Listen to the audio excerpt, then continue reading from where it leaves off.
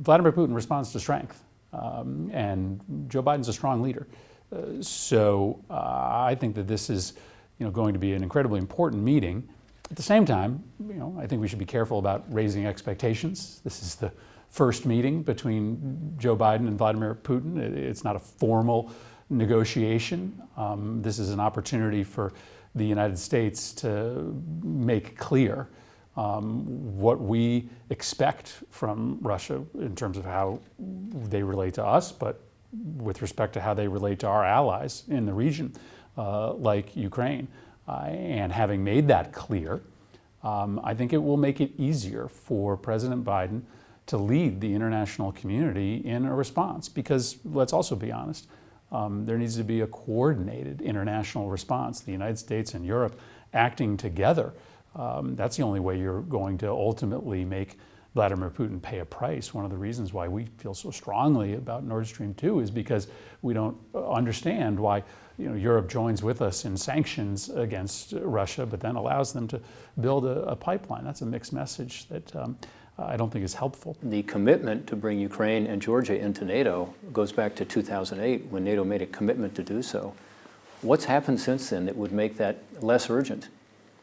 I would say nothing. In fact, it's more urgent than ever. So I understand the concerns about having NATO be involved with a country that's in a current conflict.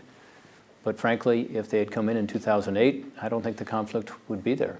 I think the best thing we can do to ensure that Russia understands what would happen should they invade Ukraine is to continue to support Ukraine militarily, as we have with providing weapons, with a pact that would show that there's a partnership that will continue that military support. It's to continue to support Ukraine in its efforts at NATO to get MAP for NATO. It's to continue to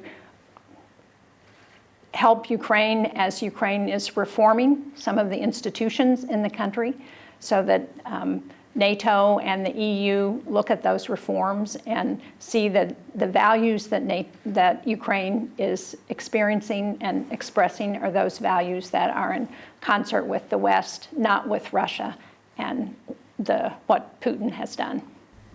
Disinformation needs to be combated with facts. And what Radio Liberty does and Radio Free Europe is provide the facts. And I know that's frightening to the leadership in Russia and the leadership in Belarus and other countries, but I still believe the arc of history is toward more transparency and more openness and facts, and that's what people need.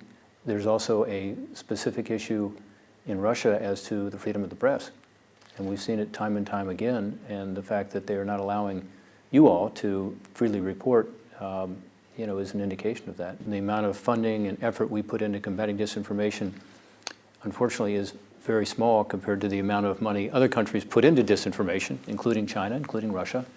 But we're at least starting to push back, and that includes supporting a free press and allowing independent journalism to play a role here in providing the facts.